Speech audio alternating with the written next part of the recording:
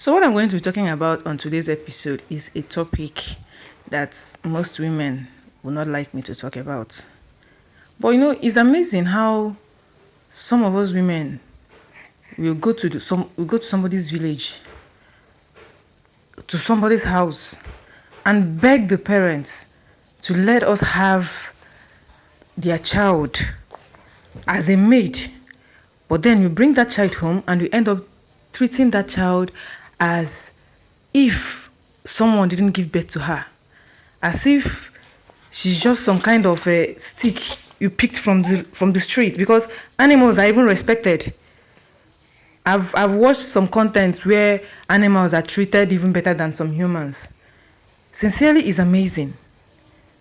And did you know that the same amount of stress, even if not more, the same amount of stress, even if not more, than you are going through raising your own children, the same amount of stress you went through carrying your own child for 9 months, the same amount of stress you had pushing that baby in the labor room, sleepless nights, and all of it is the same amount of stress, even if not more, that girl's mom or parent has been through raising that child.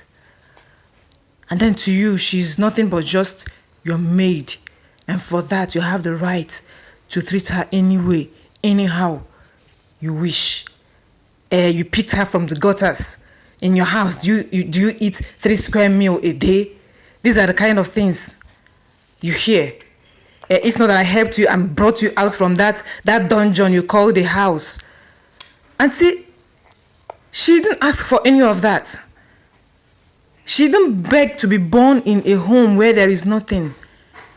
She didn't ask to be born in a poor family.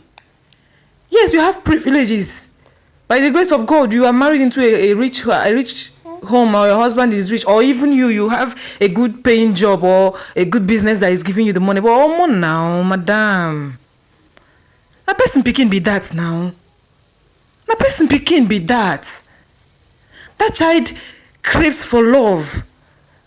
She desires to be treated as a child.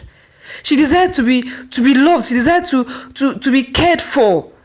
She desires for you to look at her face sometimes and ask her, she desires to be cared for. And you see some of these child turning rebellious most of the times because of the kind of treatment and the way you handle them. Yes, I know the fact that some kids are not well brought up is established. I know that there are some children that are bad. Oh, I know.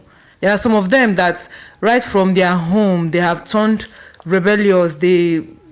I don't know, maybe from the way they are being raised or from the environment they are growing up from, the things have already gone bad in their lives. But what about the good ones?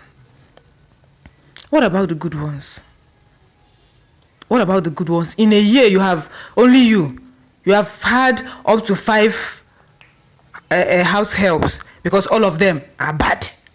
You are the only one who is good in this life. You will beat that child. You will treat her like if someone sees where you are like beating somebody's child, it will be like you are penal beating. And some of you that doesn't even beat at all, there are some that doesn't beat at all, but they use the kind of languages that could send a child to depression. And some of these children don't even know what depression is. They don't even know how to handle it. So they just start acting in some kind of ways.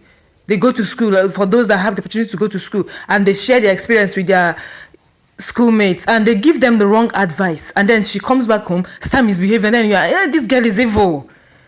She did this and she did that, and without knowing that you've created a monster in her. You've created a monster in her. I'm not saying this because of any other. I'm saying this because I've had a first-hand experience. Sure, I only stopped being a house help like a decade ago. That was my last experience. Then I was no longer doing house help for free. I did my last domestic work experience was on pay. I was placed on salary, and this woman thought that because she was paying me, she could drain my life. I had finished secondary school, got admission and all of that, and I was going through a lot in my life. Like, the a lot was that I was going through was also going through a lot. Like, there was so many a lots in my life. Then a lot that led me to almost commit suicide.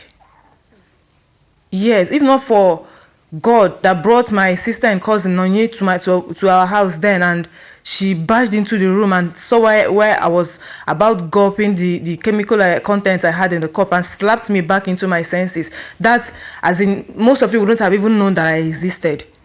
And that was when, that there and then, we made up our mind that I need to change environment. But I didn't have any money. So the only thing we could come up with was to find a place where I could work. I called a friend of mine who was inside school then and spoke to her about it, and she got me this particular job. One of the lecturers needed a house help, so we thought I could combine it and all of that. So living with this woman, she was always using words. Because of how handy I was to her, she sent home the girl she was living with before I came. So I started doing the work of two. But I wasn't complaining. I would do all of this in the morning and still going to school. And do you know that even, like, I would still make up time to go to her own department and take care of her office and still sell the things she was selling in her office then, because back then in UNN they banned hawking and small kiosks inside the school premises. So some of them senior lecturers were having the opportunity of selling them right in their own office. So I was still taking care of all of those things. But this woman will still use those few times she will see me sad. She will say all sorts of things because I am not as happy as she expected me to be. But never for one day did this woman ever ask me what I was going through. My life was at stake. My education, my future, everything about me was at stake. So while I was thinking about my life and how I was going to survive, this woman was busy using words. And the one that hurt me most was each time she would say, this thing you are going through that is making you to always be sad will kill you. That was it for me. She said that word to me several times and I couldn't have it anymore. Because I was going through a lot already and you're telling me that I was going to die in it. She thought I was jealous of her nieces and nephew that were in her house that I was taking care of. I was nursing them as well with her 2 children. So she thought I was jealous of them, that things were going on well with them. But okay, since you're assuming things, why not ask me? Why not ask me what the problem was with me? If it's something you can actually help out with, even if you can't help me, give me some words of encouragement. But she was always prophesying death to me. So when I couldn't have it anymore, that was when I told her that I was leaving. And then, you need to see drama in the house. She was always cursing that I want to leave. I came to her house, spoiled her with character, spoiled her with my handiness. She sent home the girl that was living with her before, and now I want to leave. Who am I leaving the children for? This. Oh, you know, I was that useful to you, but you never for one day appreciated me. Right, that you were telling me that I was going to die in your house because I was going through depression. Okay, I was lucky because I was already grown. Yes, I was already grown. But what about the younger ones? What about the small ones that don't even know how to live? That don't even know the road to their parents' house? They don't even know where to start. That have to go through all of that. If you can't take care of somebody's child, please don't bring them. If you can't love them, please don't bring them. And if you have the opportunity of having a child taking care of you, cleaning after you and your children, please, just try and love them. Try as much as you can. Take care of her.